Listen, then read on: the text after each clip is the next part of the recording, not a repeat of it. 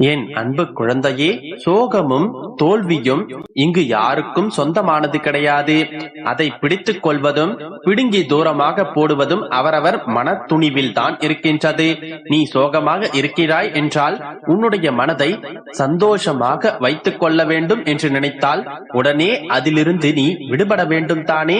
அதை விட்டுவிட்டு நான் கவலையில் இருக்கின்றேன், எனக்கு நிறைய பிரச்சனைகள் இருக்கின்றது, நான் சோகமாக இருக்கின்றேன் என்று மீண்டும் மீண்டும் அதையே மனதிற்குள் நினைத்துக் கொண்டிருந்தால் சோகம் எப்படி உன்னை விட்டு விலகும்?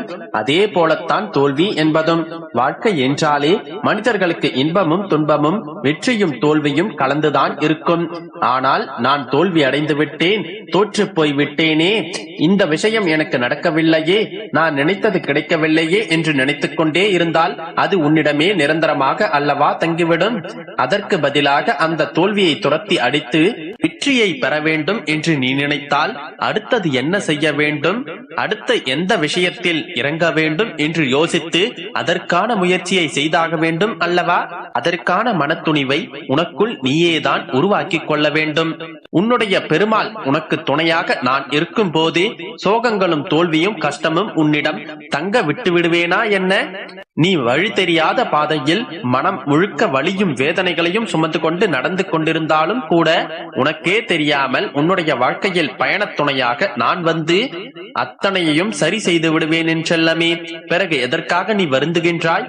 இன்று இரவுக்குள்ளாகவே நான் சொல்வதை முழுவதுமாக கேட்டு உன்னுடைய மனதில் நல்ல தைரியத்தையும் துணிவையும் வரவழைத்துக் கொண்டு சமாதானமாகிவிட்டால் நாளை நிச்சயமாக நீ நினைத்தது அப்படியே நடக்கும். ஆனால் நீ அதற்கான புண்ணியம் செய்திருக்க வேண்டும் என்றெல்லாமே. யாருக்காவது நன்மை தரக்கூடிய நல்ல வார்த்தைகளை பேசியிருந்தாலும் சரி, அல்லது ஆபத்து காலத்தில் உதவி இருந்தாலும் சரி, நிச்சயம் என்னுடைய அன்பு குழந்தையான நீ புண்ணியம் செய்திருப்பாய். அதனால் தானே இப்பொழுது இந்த பதிவை கேட்க உன்னால் முடிகின்றது. உன்னுடைய வாழ்க்கையை அழகாக நான் மாற்றப் போகின்றேன். உனக்கு தேவைப்படும் பொருளாக இல்லாமல் உனக்கு தேவைப்படும் இதயமாக, அம்மாவாக, அப்பாவாக இருக்க நான் ஆசைப்படுகின்றேன். உன்னுடைய வாழ்க்கையை அழகாக மாற்ற வேண்டும் என்றால் நீ பல சிறிய விஷயங்களை மாற்ற வேண்டிய அவசியம் இருக்கின்றது. அதற்குள்ளாகவே அவசரப்பட்டு எதுவும் நல்லது நடக்கவில்லையே என்று மனதை அலட்டிக் கொண்டும் குழப்பிக்கொண்டும் இருக்காமல் கொஞ்சம் அமைதியாக இரு. முதலில் உன்னுடைய மனதிற்கு தெளிவு கிடைக்கட்டும். அதற்கு அடுத்து உனக்கான விஷயங்களை சிறப்பாக நான் செய்து கொடுப்பேன். நேர்மையாக இரு என்றெல்லாமே. நிச்சயம் நீயும் உன்னுடைய உண்மையும் வெற்றி பெறத்தான் போகிறீர்கள். அந்த நல்ல நாள் விரைவில் வரப்போகின்றது. என்னதான் காலத்திற்கு பேசும் சக்தி இல்லை என்றாலும் காலம் எல்லாவற்றிற்கும் எல்லோருக்கும் பதில் சொல்லிக் கொண்டுதானே இருக்கின்றது. நன்மைகள் செய்தவர்களின் வாழ்க்கையில் நல்லது நடக்கத்தான் போகின்றது. அதை காலம்தான் அவர்களுக்கு காட்டும். அதே போல கெட்டது செய்தவர்கள், மற்றவர்களுக்கு தீமையும் துரோகமும் ஏமாற்றமும் செய்தவர்கள், அவர்கள் வாழ்க்கையிலும் அதே நிலையை உணரும்படியும் காலம் நிச்சயமாக வழி செய்யும். அந்த காலமும் நேரமும் ஆக உன்னுடைய பெருமாள் நான் இருந்து உனக்கான அனைத்தையுமே நான் கொண்டு வந்து சேர்ப்பேன். உனக்காக நீ முயற்சி செய்வதையும் அளவில்லாமல் உழைப்பதையும் ஒருபோதும் நிறுத்திவிடாதே என்றெல்லாமே. ஏனென்றால் உழைப்பு மட்டும்தான் உன்னுடைய மரியாதையை மற்றவர்களிடம் உயர்த்தி காட்டும். உழைப்பு மூலமாகவும் முயற்சியின் மூலமாகவும் தான் நீ நினைத்த மாதிரி உன்னுடைய வாழ்க்கையை மாற்றிக்கொள்ள முடியும். உனக்கு உதவுவதற்காக ஏதாவது ஒரு ரூபத்தில் உனக்காக நான் வருகின்றேன் என்றெல்லாமே. நீ கவலைப்படாதே. உன்னுடைய எல்லா முயற்சிகளும் நிச்சயம் வெற்றி பெறும். அதற்கு உனக்கு தேவையான அனைத்து உந்து சக்திகளையும் நான் உனக்கு தருவேன். நீ நம்பிக்கையை இழக்காமல் தைரியத்தோடும் துணிவோடும் செயல்பட்டால் வெற்றியை உன்வசமாக நான் மாற்றி காட்டுவேன். இப்பொழுது உன்னுடைய வாழ்க்கையில் இருக்கும் தடைகளையும் தடங்கல்களையும் தகர்த்தெறிந்து உனக்கான வெற்றி பாதையை நான் உருவாக்கப் போகின்றேன். உன்னை தவறாக பேசுபவர்களையும் புரியாமல் உன்னை பற்றி குறை சொல்பவர்களையும் நினைத்து கவலைப்படாதே. எல்லாம் அறிந்த நான் எல்லாவற்றையும் சரி செய்வேன். என்னுடைய அன்பு பிள்ளையே, காலம் நிச்சயம் உனக்கு சாதகமாக மாறப்போகின்றது. எதற்கு முகம்பாடி வருந்துகின்றாய்? எதற்கு கண்டதை நினைத்து கவலைப்படுகின்றாய்? உனக்காக நான் இருக்கின்றேன் அல்லவா? எல்லாவற்றையும் நிச்சயம் மாற்றி காட்டுவேன். இன்று இருக்கும் உன்னுடைய வாழ்க்கை நிலையை யாரும் நினைத்து கூட பார்க்க முடியாத அளவிற்கு மிக உயர்ந்த நிலைக்கு மாற்றி அமைப்பேன். உன்னுடைய வாழ்க்கையில் என்ன நடக்கும் என்பதை யாராலும் முடிவு செய்துவிட முடியாது. ஏன் நீயே கூட முடிவு செய்ய முடியாது என் செல்லமே. ஒரு நிமிடம் எனக்கு போதும் உன்னுடைய வாழ்க்கையை உயர்வானதாக மாற்றி அமைக்க. அதனால் நம்பிக்கையோடு முயற்சி செய், அனைத்திலும் நன்மையே நடக்கும். என் அன்பு குழந்தையே, நீ உன்னுடைய வாழ்க்கையில் சுபிக்ஷமாக வாழப்போகின்றாய் என்கின்ற செய்தியை சேர்க்கவே சந்தோஷமாக நான் வந்துள்ளேன். நீண்ட நேரமாக காத்து கொண்டிருக்கின்றேன். ஆனால் நீயோ மனதை போட்டு குழப்பிக் கொள்கின்றாய்.